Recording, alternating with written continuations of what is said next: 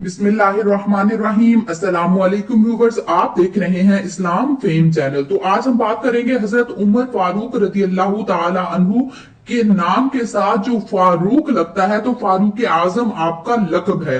तो ये लकब आपको कैसे मिला, उसके लिए हजरत उमर रजी अल्लाह ताला अन्हु खुद बयान करते हैं कि जब मैं कलिमा शहादत पढ़कर मुसलमान हो गया तो मेरे इस्लाम कबूल करने की खुशी में उस वक्त जितने भी मुसलमान हजरत अरकम रजी अल्लाह अन्हु के घर में मौजूद थे, सबने इतनी जोर से नारे तकबीर बुलंद किया कि इसको मक्का के सब लोगों ने सुना।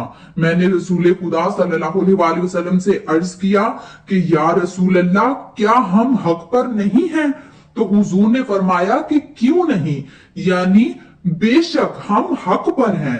तो उस पर मैंने अर्ज किया कि या रसूल अल्लाह, फिर ये पोशीदगी और पर्दा क्यों है?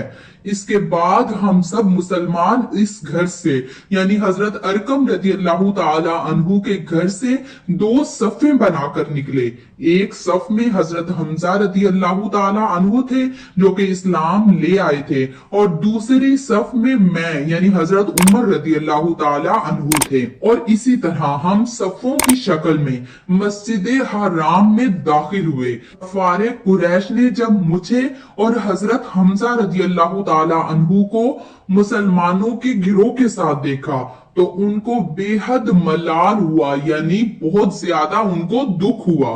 उस रोज हजरत मोहम्मद सल्लल्लाहु अलैहि वसल्लम ने हजरत उमर रजी अल्लाह ताला अन्हु को फारूक का लकब अता फरमाया, इसलिए क्योंकि इस्लाम जाहिर हो गया और हक और बातिल के दरमियान फर्क बिल्कुल वाज़ेह हो गया।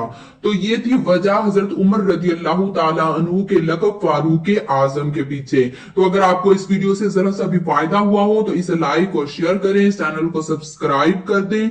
इसके साथ ही अल्लाह हाफिज, मिलते हैं नेक्स्ट वीडियो में।